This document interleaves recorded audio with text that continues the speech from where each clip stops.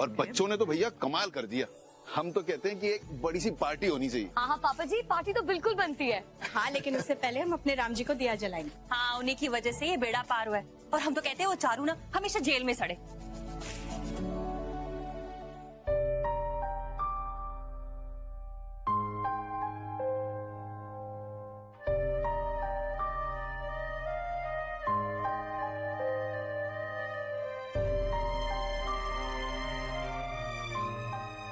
Thanks kitty, शब्द नहीं है तुम्हारा शुक्रिया करने के लिए।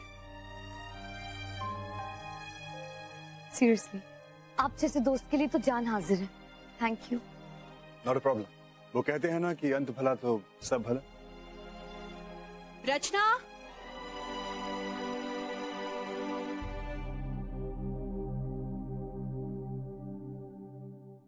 केटी,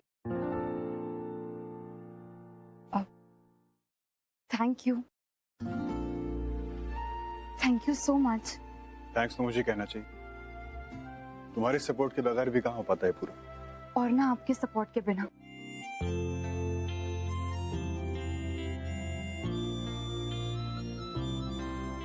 अच्छा, मैं चलता हूँ। पूरा एपिसोड देखिए ZEE5 पर।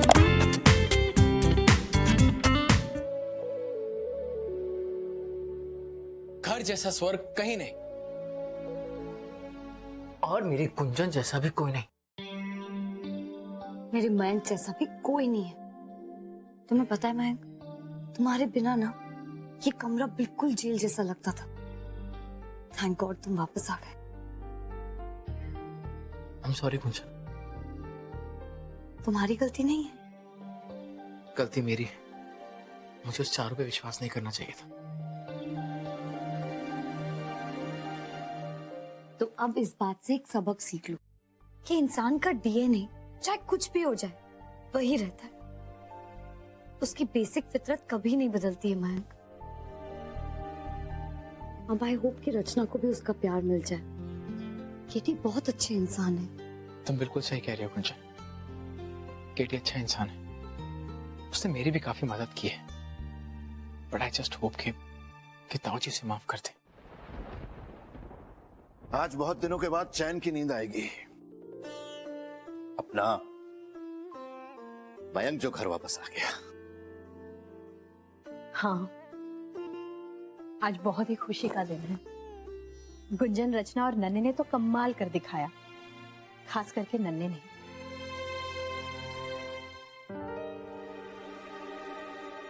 कैसे अपनी जान पर खेलकर उसने मयंक को बचाया है। अच्छा चलो, बत्ती बुझा दो और सो जाओ। एक मिनट, ऐसे मुंह फेर लेने से हालात बदल नहीं जाएंगे। हम इस सच्चाई से मुंह नहीं फेर सकते जी कि मयंक को सही सलामत घर लाने के लिए नन्हे ने क्या कुछ नहीं किया है। और क्यों किया है शहर, ये भी तुम बखूबी जानती हो। क्योंकि वो हमारा मन मोहना चाहता है।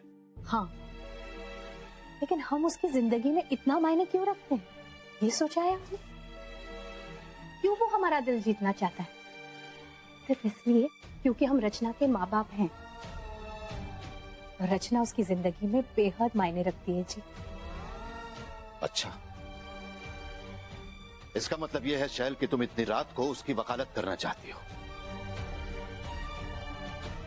लेकिन उसकी पैरवी करने से पहले तुम एक बात जरूर याद रखना, और वो बात है उसकी मां की, उसके अतीत की। तुम्हें याद है शैल, उसकी मां ने तुम्हारे और तुम्हारी जिंदगी के साथ क्या किया था? हम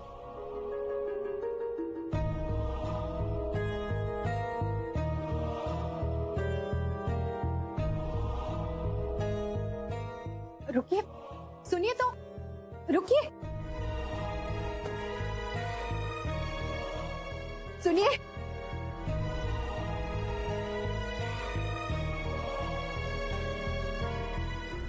मौसी माँ, उन्हें थोड़ा वक्त दीजिए। हम सब मिलकर उन्हें मना लेंगे। हम सिर्फ अपने बेटे की खुशी चाहते हैं। मिलेगी उसे भी और आपको भी। आप चिंता मत कीजिए, जाकर सो जाइए।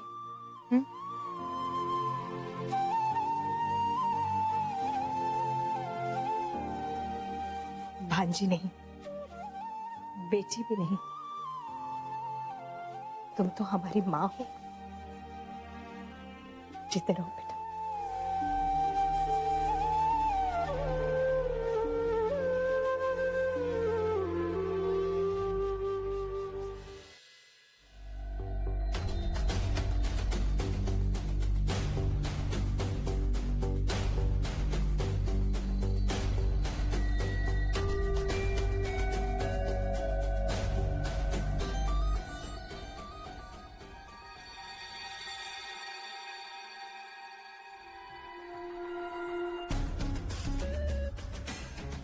जिंदगी हो तो ऐसा रंगीन, और अब हम आ गए ना इसे और रंगीन बनाने।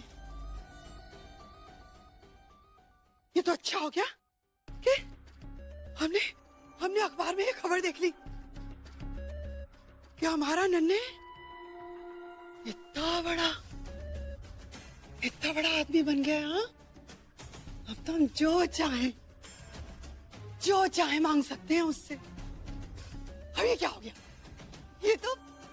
ये तो किशन जी की कृपा हो गई हम पे। हैं?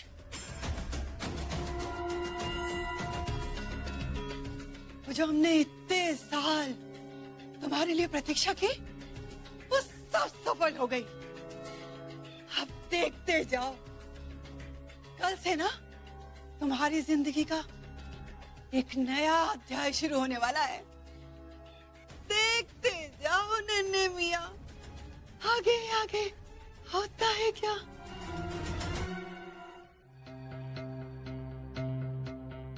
सब रेडी? हाँ हाँ, सब रेडी है।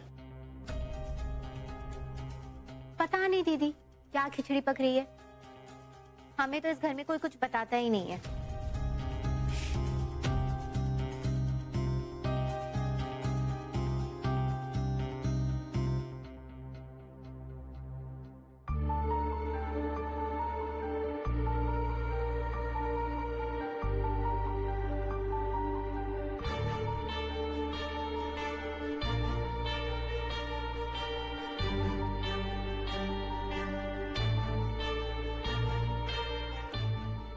क्या बात क्या है? आज घर में सबका मौन व्रत है क्या?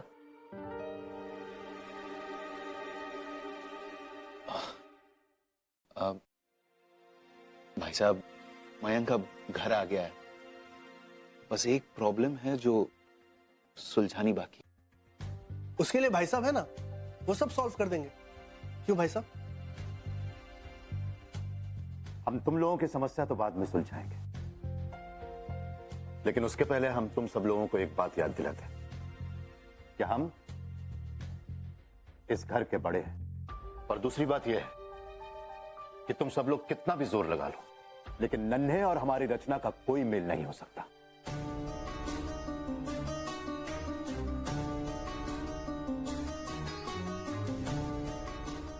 भाई साहब प्लीज जरा ठंडे दिमाग से सोचिए। हम माना कि इस रिश्ते में कमियां हैं, लेकिन इसमें अच्छाई भी है। और सबसे बड़ी बात तो यह है कि हमारी बेटी रचना नन्हे को चाहती है। प्रभु, हम इस बारे में आगे से कोई बात नहीं करना चाहते। ये बात तुम अच्छी तरीके से समझ लो।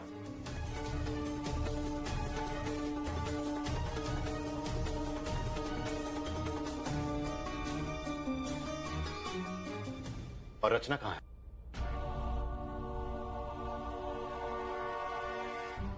हम पूछ रहे हैं कि रचना कहां है? मौसा जी, वहीं जहां उसे होना चाहिए था।